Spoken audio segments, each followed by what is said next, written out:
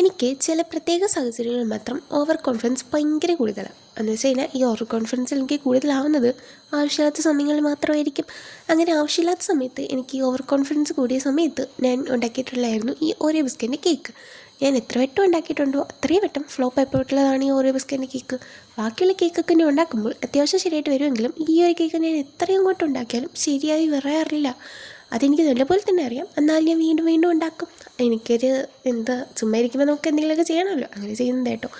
അങ്ങനെ നമ്മൾ ഓരോ ബിസ്ക്കറ്റൊക്കെ ഞാൻ പൊടിച്ചെടുത്തിട്ടുണ്ടായിരുന്നു. ഞാൻ വലിയ കാലത്ത് കല്ലൊക്കെ കൊണ്ട് പിടിക്കാൻ നോക്കി, പക്ഷെ നടന്നില്ല. ലാസ്റ്റ് ഞാൻ മിക്സിയിൽ തന്നെ സ്വാധീനിച്ചു.